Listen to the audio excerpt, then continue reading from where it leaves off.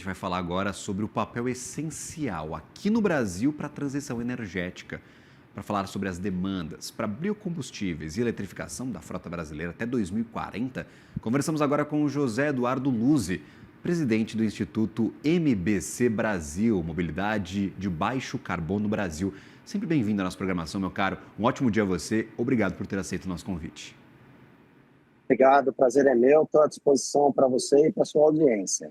Caríssimo, a gente vê muito projeto de biocombustíveis, um projeto na Câmara dos Deputados que foi encabeçado pelo governo do combustível do futuro. A gente vê a adição de biocombustíveis tanto no diesel quanto na gasolina aqui no Brasil.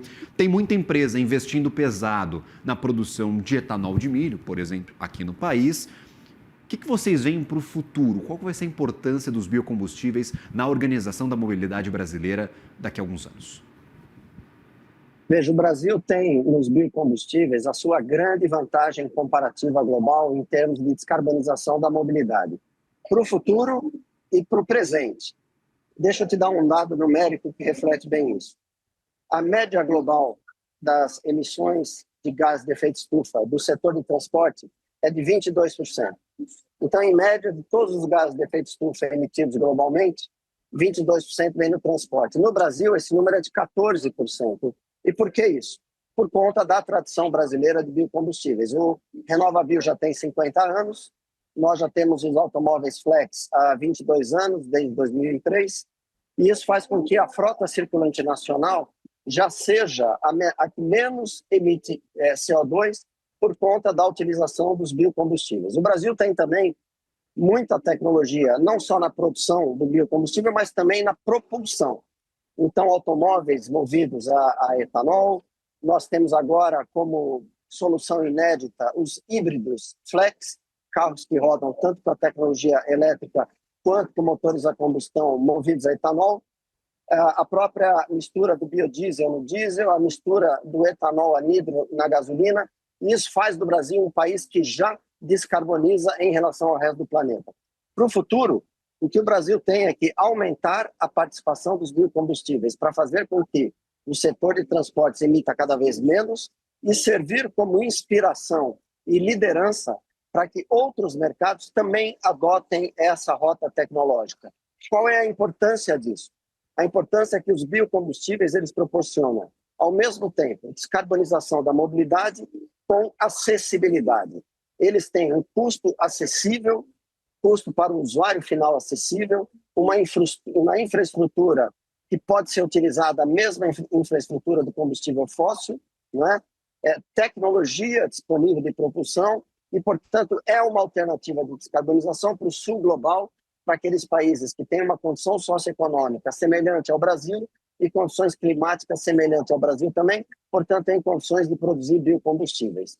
Mas, mais do que isso pode fazer com que o Brasil seja um hub, um cluster exportador de tecnologia e de biocombustíveis para diversos planetas.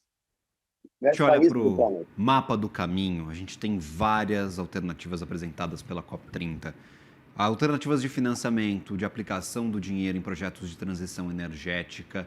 O que é demanda do setor mundialmente para que o biocombustível seja mais utilizado? O que falta para a gente replicar essa experiência brasileira em outros países? O México está se demonstrando bastante disposto. A presidente Cláudia Sheinbaum, no último encontro com a equipe brasileira, disse que quer essa expertise para a produção de biocombustíveis. Quais são as demandas para que a gente faça essa troca aos poucos e utilize mais esse tipo de matriz energética? Esse é um trabalho que a Aliança Global pelos Biocombustíveis vem fazendo. É importantíssimo no sentido de conscientizar os demais mercados da importância e da eficácia do uso de biocombustíveis. Um outro ponto fundamental é desmistificar algumas crenças que não se mostram realidade em países como o Brasil, notadamente no Brasil, que é a crença de que a produção dos biocombustíveis concorre com a produção de alimentos. No caso do Brasil, já está mais do que comprovado que a produção de biocombustíveis ela complementa a produção de alimentos, ela gera produtividade no campo, ela aumenta a produção de alimentos na mesma proporção em que ela aumenta a produção dos próprios biocombustíveis, além de aumentar a renda no campo. o principal motivo da fome no planeta não é falta de alimento, é falta de acesso a recursos financeiros. E na medida em que a produção de biocombustíveis, naquela comunidade em que ele está inserido, aumenta a riqueza, a renda no campo, ela combate também a fome. Então, é um trabalho de conscientização e é um trabalho de desmistificação de mitos que não se mostram realidade. A partir daí, escalar a solução nacional, uma solução tão bem sucedida em termos de descarbonização da mobilidade para outros países. Então, esse é um trabalho que o Brasil, repito, não apenas pode e deve ser protagonista, mas ser inspiração e líder global nessa iniciativa. Perfeito. Inclusive, há uma questão muito curiosa. A gente está produzindo mais etanol de milho, os produtores estão tentando moer cada vez mais nas usinas e o milho está com preço historicamente bastante baixo nesse de 2025. Converso com alguns produtores, o pessoal está suando para vender milho, que o preço está caindo cada vez mais, tem muita oferta, até os biocombustíveis estão usando mais, mas mesmo assim tem milho aí demais no mercado. Então, não há essa relação direta de concorrência, talvez, entre eles, né? Esse é o principal ponto de conscientização. Sim. Que você disse.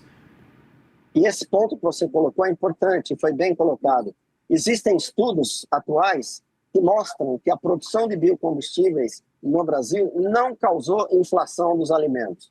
Ao contrário, como eu disse, ela provoca produtividade no campo, ela melhora a eficiência produtiva, ela melhora o solo, principalmente no caso que você citou do etanol do milho, ele é produzido na entre-safra entre a soja.